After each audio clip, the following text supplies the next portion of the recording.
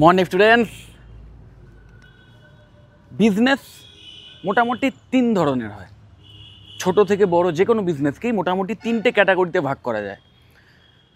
এক ধরন কি না, তাদের কাজ হচ্ছে বিভিন্ন র মেটেরিয়াল বা কাঁচামাল নিয়ে এসে কোনো প্রোডাক্ট তৈরি করা, ম্যানুফ্যাকচার করা এবং সেটা আলটিমেটলি সেল করা। আর এক টাইপের বিজনেস কি না, যেখানে একটু কম দামে বিভিন্ন জিনিস কিনে এনে কোনো একটা স্টোর রুম বা কোনো একটা শপ সেখানে সাজিয়ে রাখা, কোনো একটা শোরুমে সাজিয়ে রাখা এবং তারপরে আলটিমেটলি একটু বেশি দামে কাস্টমারদের কাছে সেল করা। আর এক টাইপের কি না, যেটা কোনো প্রোডাক্টের সঙ্গে ডিল করে না, করে সার্ভিসের সঙ্গে, মানে কি সার্ভিস প্রোভাইড করে, সার্ভিস সেল করে। সেই সার্ভিসটা কোনো ইন্স্যুরেন্স টাইপের এই টাইপের সার্ভিসও হতে পারে, অথবা বিমান পরিষেবা বা যে কোনো মানে পরিবহন টাইপের যে পরিষেবা, বা ধরো ট্যুরিজম রিলেটেড যে পরিষেবা, বা আরও প্রচুর বিভিন্ন রকমের পরিষেবা প্রদান করে এবং পরিষেবাটা আলটিমেটলি কাস্টমারকে সেল করে সেখান থেকে প্রফিট আর্ন করে। তো যেটা দেখা যাচ্ছে যে কোনো বিজনেসেই আলটিমেটলি সেল করাটা, কোনো একটা প্রোডাক্ট বা সার্ভিস সেটা সেল করাটাই কিন্তু মুখ্য উদ্দেশ্য। কারণ প্রোডাক্ট যদি সেল না হয়, এবং অবশ্যই প্রোডাক্টটা তৈরি করতে বা প্রোডাক্টটা কিনতে যা খরচ হয়েছে তার চেয়ে একটু বেশি প্রাইসে যদি সেল না হয়, তাহলে প্রফিট হবে না, এবং যত বেশি সেল হবে তত বেশি প্রফিট হবে। সহজ হিসাব। এবং যে কোনো বিজনেসেরই প্রাইমারি লক্ষ্য এটাই থাকে যে প্রফিট আর্ন করা। কারণ তারপরে সমাজসেবা বা অন্যকে হেল্প করা বা অন্যান্য যে সোশ্যাল যে ভিশনগুলো থাকে সেগুলো অবশ্যই থাকে, কিন্তু সেটা সেকেন্ডারি বলা যায়। কারণ আলটিমেটলি প্রফিট যদি ইনকাম না হয়, যদি টাকা আর্ন না করতে পারে তাহলে তারা উপকারটা করবে কী করে সমাজের? তো যেটা মেন ব্যাপার সেটা হচ্ছে আলটিমেটলি প্রোডাক্টটাকে বা সার্ভিসটাকে সেল করা। এবং আমার ধারণা, এবং অনেক বিশেষজ্ঞরাই বলে যে কোনো বিজনেসে যে কোনো প্রোডাক্ট তৈরি করা বা সেটাকে স্টোর করা বা সার্ভিস সেটাকে জেনারেট করা, সেটা অবশ্যই চ্যালেঞ্জিং, কিন্তু সবচেয়ে বেশি চ্যালেঞ্জিং আলটিমেটলি সেই প্রোডাক্টটাকে কাস্টমারের কাছে সেল করা, যেটাকে মার্কেটিং বলা হয়। মার্কেটিং করা, যার মাধ্যমে প্রোডাক্টটা সেল হয়। এবং এটা এমন একটা ক্রিটিক্যাল জায়গা যেখানে কিন্তু কোনো প্রেডিক্টিবিলিটি চলে না, বা অ্যাসিওরেন্স নেই যে প্রোডাক্টটা তুমি যত ভালোই তৈরি করেছো সেটা যে বিক্রি হবেই, তার 100% গ্যারান্টি কেউ কিন্তু দিতে পারবে না। এই জায়গাটায় একটা আনসার্টেনিটি চলে আসে, যে কারণে যে কোনো বিজনেস অর্গানাইজেশানে, যে কোনো ছোটো থেকে বড়ো যে কোনো বিজনেস অর্গানাইজেশানে আলটিমেটলি মার্কেটিং ডিপার্টমেন্ট সেটার উপর কিন্তু একটা ভীষণ বড় ডিপেন্ডেন্সি থাকে। এবং সেই জন্যেই ম্যানেজমেন্টের যে কটা পার্ট রয়েছে বা যে কটা ডিপার্টমেন্ট রয়েছে তার মধ্যে মার্কেটিং ম্যানেজমেন্ট অন্যতম প্রধান এবং গুরুত্বপূর্ণ একটি ডিপার্টমেন্ট। এবং যারা মার্কেটিং ম্যানেজার হয় বা ইভেন এক্সিকিউটিভ হয় বা বিভিন্ন ডেজিগনেশানে যারা মার্কেটিং রিলেটেড কাজকর্মের সঙ্গে যুক্ত থাকেন, তাদের কিন্তু যে স্যালারি সেটা কিন্তু যথেষ্ট হ্যান্ডসাম হয়। এবার দেখো, মার্কেটিংয়ের মধ্যে অনেকগুলো পার্ট আছে। শুধু ডাইরেক্ট প্রোডাক্টটাকে সেল করা নয়, তার সাথে সাথে সেই প্রোডাক্টের ব্র্যান্ড ভ্যালু সেটাকে তৈরি করা, বা পুরো বিজনেস অর্গানাইজেশন তার ব্র্যান্ড ভ্যালু সেটাকে তৈরি করা। ইভেন সেই প্রোডাক্টের যদি তেমন কি কোনো চাহিদা নাও থাকে বর্তমানে মানে সমাজে, তাও সেই চাহিদাটাকে জেনারেট করা, সেই সব কাজগুলো কিন্তু মার্কেটিং টিম করে। এবং সেখানে একটা চ্যালেঞ্জিং জায়গা সেটা হচ্ছে যে মার্কেটিংটা এমন জায়গায় করতে হবে যেখানে প্রবাবেল কাস্টমার আছে। একটু যদি তোমাদের সহজ করে বলি, ধরো তোমার একটা ইলেকট্রিক ভেহিকেলের শোরুম আছে এবং তোমার কাছে অনেকগুলো ইলেকট্রিক ভেহিকেল তুমি স্টোর করে রেখেছো তোমার শোরুমে, এবং আলটিমেটলি তুমি সেগুলোকে সেল করতে চাইছো। কিন্তু মানে তুমি যখন অ্যাড দেবে, সেই অ্যাডটা তুমি কোথায় দেবে? নিউজ পেপারে যদি দাও তাহলে সেই নিউজ পেপার দিতে একটা খরচ আছে, এবং সেই নিউজ পেপার মোটামুটি কয়েক লক্ষ লোকের হাতে হয়তো চলে যাবে, সেটা সেই নিউজ পেপারের কতটা পরিধি রয়েছে তার উপর নির্ভর করছে, যাই হোক।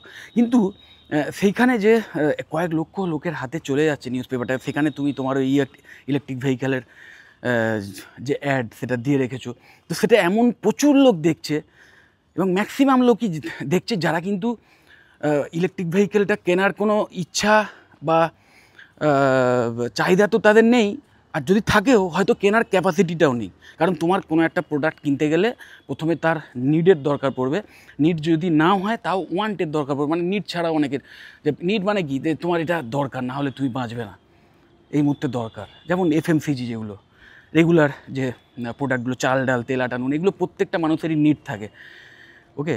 তো তেমন অনেকের হয়তো কোনো নর্মাল গাড়ির একটা নিড আছে, যে নিড যে লাগবে আমার, যেটা না হলে আমি রেগুলার কাজকর্ম যেতে পারবো না, তো গাড়ি লাগবেই। কিন্তু ধরো তোমার সেরকম কোনো ব্যাপার নেই, কিন্তু তোমার একটা ইচ্ছা যে এটা, মানে তোমার সোজা কথায় শখ থাকে না, সেই টাইপের। তো সেই ধরো নিড বা শখ দুটোই আছে, কিন্তু কেনার ক্যাপাসিটি তোমার নেই, তাহলে তুমি কিনতে পারবে না। তো সেইভাবে সেই নিউজ পেপারে যখন সেই অ্যাডটা ম্যাক্সিমাম লোকের হাতে ছড়িয়ে পড়ছে, তো সেইখানে কিন্তু মানে ম্যাক্স টু ম্যাক্স এমন লোকেরা অ্যাডটা দেখছে যাদের সেই মানে জিনিসটা হয়তো কেনার ইচ্ছা বা চাহিদা কিছুই নেই, প্লাস কেনার ক্যাপাসিটিও নেই। তার মানে কি, সেই অ্যাডের যে খরচ, সেটার খরচটার কিন্তু অনেকটাই মিসইউজ হয়ে যাচ্ছে। ইভেন এমনও হতে পারে যে হয়তো একজন কাস্টমারও মানে পাওয়া গেল না, হতে পারে এমন, ওকে। কিন্তু যদি তোমার কাছে ডাইরেক্ট কেউ খবর দিয়ে দেয় যে অমুক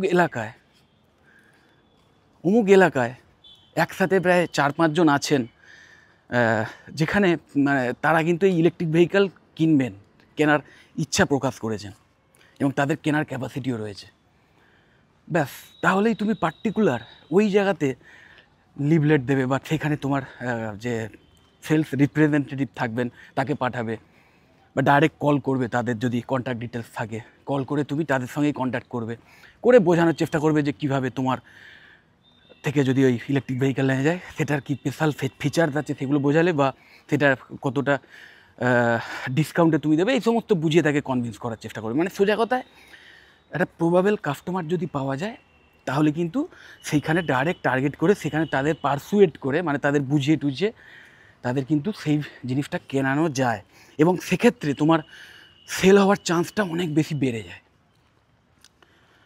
তো এইভাবে এই যে ইনফরমেশানটা তুমি পেলে যে অমুক জায়গায় একসাথে এতগুলো কাস্টমার রয়েছে, এই ইনফরমেশানটা পাওয়াটা কিন্তু ভীষণ চ্যালেঞ্জিং একটা ফ্যাক্টর। কিন্তু আজকের এই ইন্টারনেটের দুনিয়াতে, যেখানে সবার হাতে হাতে মোবাইল থেকে শুরু করে বা ল্যাপটপ ট্যাব সব হাতে রয়েছে, সেই দুনিয়াতে একটু যদি টেকনোলজির ইউজ করা যায় এবং তার সাথে ম্যানেজমেন্টের স্কিল সেট দুটোকে ইউজ করা যায়, তাহলে কিন্তু খুব সহজেই এই সমস্ত কাস্টমারদের আইডেন্টিফাই করা যায় যে কোন এরিয়াতে আছে, যে ব্যাপারটাকে কাইন্ড অফ ডিজিটাল মার্কেটিংয়ের একটা পার্ট বলতে পারো।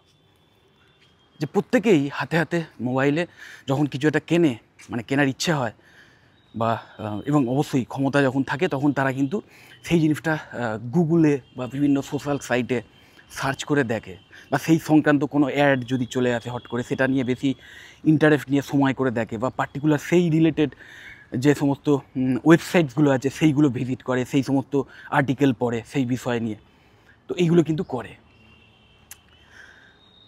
তো তখন হয় কি, যে তাদের শুধু নাম বা তাদের এরিয়া বা এজ এইগুলো শুধু নয়, তার সাথে সাথে তাদের বাইং ক্যাপাসিটিরও একটা আইডিয়া কিন্তু, মানে একটা তথ্য, সেগুলো কিন্তু ওই সমস্ত সাইটে বা গুগলের মতো সার্চ ইঞ্জিন, তারা কিন্তু তাদের যে ডেটাবেস রয়েছে বা ডেটাবেস ম্যানেজমেন্ট সিস্টেম রয়েছে, সেখানে স্টোর করে নেয়, এবং পরবর্তীকালে সেই ইনফরমেশানগুলো তারা কিন্তু এই সমস্ত কোম্পানির কাছে বা এই সমস্ত বিজনেস যারা করছেন তাদের কাছে মানে সেল করে দেয়, এবং আলটিমেটলি সেই কোম্পানির যারা বিজনেস এক্সিকিউটিভ রয়েছেন বা যারা মার্কেটিং ম্যানেজার রয়েছেন বা সেইখানে যারা ডেটা সায়েন্টিস্ট রয়েছে বা ডেটা সায়েন্সের মানে স্পেশালিস্ট রয়েছেন, তারা অ্যানালিসিস করে এই সমস্ত মানে ডেটা থেকে কিন্তু ওই কাস্টমার টার্গেট করে। তো বুঝতে পারছো যে আজকের দুনিয়াতে ম্যানেজমেন্টের পার্ট সবচেয়ে বড় পার্ট, মানে অন্যতম বড় পার্ট আমি বলবো মার্কেটিং। সেখানে এই ডেটা সায়েন্সের কতটা অ্যাপ্লিকেশান রয়েছে। কারণ মনে রাখবে ডেটা কিন্তু যখন কোনো জায়গা থেকে পারচেজ হয় বা আসে তখন কিন্তু বাল্কে আসে, সেখানে প্রচুর ভুলভাল ডাটা থাকতে পারে, একই ডেটা বারবার থাকতে পারে, ইভেন আননেসেসারি হয়তো সব ঠিকঠাক এবং পারফেক্ট ডাটা কিন্তু আননেসেসারি ডাটা যেখান থেকে হয়তো মানে পার্টিকুলার কাস্টমার টার্গেট করা অসম্ভব। তো সেইগুলোকে নিয়ে কিন্তু বিভিন্ন সফটওয়্যার টুলস রয়েছে, বিভিন্ন ডেটা সায়েন্সের টুলস রয়েছে, বিভিন্ন অ্যাপ্লিকেশান রয়েছে, যার মাধ্যম দিয়ে ডেটা সায়েন্সের স্পেশালিস্ট তিনি এইগুলোকে মানে একটা সুন্দর মানে স্পেসিফাই করতে পারবে এবং আইডেন্টিফাই করতে পারবে এবং পয়েন্ট আউট করতে পারবে যে এরাই হচ্ছে প্রবাবেল কাস্টমার।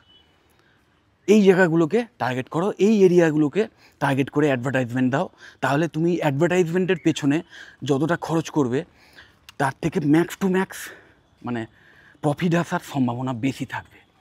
এই যে ব্যাপারটা, এইটা যে যত পারফেক্টলি প্রেডিক্ট করতে পারবে, অ্যানালিসিস করতে পারবে, মানে তাদের কিন্তু প্রফিট তত ভালো হবে, তাদের বিজনেস তত ভালো রান করবে। সো আমি তোমাদের বলবো, যারা গ্র্যাজুয়েশনের পরে MBA-এর মতো কোর্স চয়েস করছো, তারা কিন্তু স্পেশালাইজেশানসগুলোর মধ্যে মার্কেটিংকে যেমন একটা স্পেশালাইজেশান হিসেবে চুজ করতে পারো, তার সাথে সাথে ডেটা সায়েন্স অথবা বিজনেস অ্যানালিটিক্স, এই দুটোর মধ্যে যে কোনো একটা বা কিছু কিছু ক্ষেত্রে দুটোকে একসাথে মিলিয়েই স্পেশালাইজেশান করা হয়। স্পেশালাইজেশান নাম দেওয়া হয় data science and business analytics অথবা business analytics and data science, এই টাইপের। তো এই স্পেশালাইজেশানটা কিন্তু তোমরা চয়েস করতে পারো, কারণ তাহলে একাধারে মার্কেটিং ম্যানেজমেন্ট সম্পর্কেও সমস্ত স্কিল সেট তৈরি করতে পারবে, সমস্ত নলেজ নিতে পারবে, তার সাথে সাথে ডেটা সায়েন্সের যে টেকনোলজিক্যাল পার্টটা রয়েছে, যে টেকনিক ইউজ হয়, যে টুলসগুলো ইউজ হয়, সেইগুলোর ইউসেজও শিখবে।